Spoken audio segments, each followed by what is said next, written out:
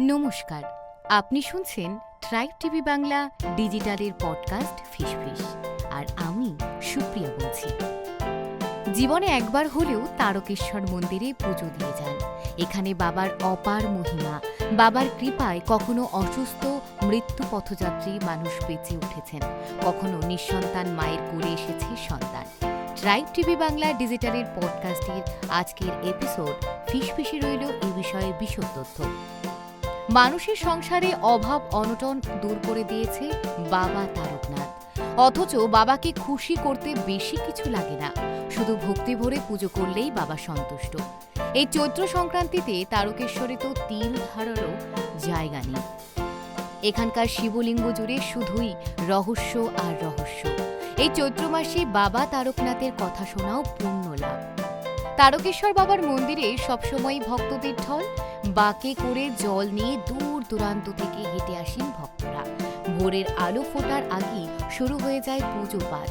অনেকেই পুরো রাস্তা হাঁটতে পারে না, তারা শেওড়াফুলি পর্যন্ত ট্রেনে বা গাড়িতে গিয়ে বাকি পথটুকু হাঁটেন।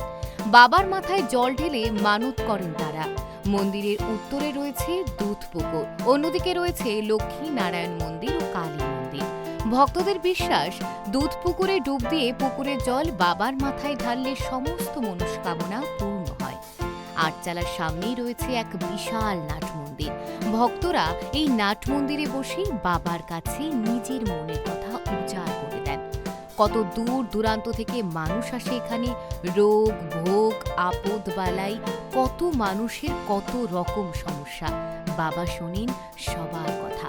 গোটা মন্দির জুড়ে এক অপার শান্তি। এখানে দুদণ্ড বসলেও মনে হয় যেন সমস্ত গ্লানি ক্লান্তি দূর হয়ে গেল। আজ অব্দি বহুবার তারকেশ্বর মন্দিরের সংস্কার হয়েছে, কিন্তু আটচালা মন্দিরের রূপ কেউ বদল করেননি। বাবা তারকনাথ যেমন সাদামাটা থাকতে ভালোবাসেন, তেমনই রাখা হয়েছে তাকে। এখানে মন্দিরের শিবলিঙ্গকে স্বয়ং ভূ বলা হয়, কারণ তারকেশ্বর বাবার এই শিবলিঙ্গকে কেউ নির্মাণ করে স্থাপন করেনি। দেবাদিদেব মহাদেব স্বয়ং আবির্ভূত হয়েছিলেন এখানে। আপনারা হয়তো জেনে থাকবেন, বাংলার এই মন্দির তৈরি হয়েছিল এক অবাঙালির হাতে। তিনি বিষ্ণু দাস উত্তরপ্রদেশ থেকে এসেছিলেন এখানে। তার ভাই ভারমল্ল প্রায় দেখতেন একটি বড় কালো রঙের শিলাখণ্ডের উপর গাভীরা এসে দুধ দিয়ে যায়। ব্যাপারটা দেখে তাজ্জব বনে গেছিল তারা। শোনা যায়, শোনা কথা, এর পরদিনই মহাদেব বিষ্ণু দাসকে স্বপ্নাদেশ দিয়ে বলেছিলেন, তোমার সাধ্যমতো আমার মন্দির তৈরি করে পুজো শুরু করো। ভারমল্ল সেই শিলা তুলে আনতে গেলেন। বাবা তারকনাথ আবার দেখালেন তার লীলা। সেই লীলাকে কেউ একচুলও নড়ানো গেল না। চিন্তায় আকুল হলেন বিষ্ণু দাস। তখন নাকি বাবা আবার স্বপ্নাদেশ দিয়ে বলেছিল, এই শিলা কাশী পর্যন্ত বিস্তৃত, ওখানে ওভাবেই আমার মন্দির প্রতিষ্ঠা করো।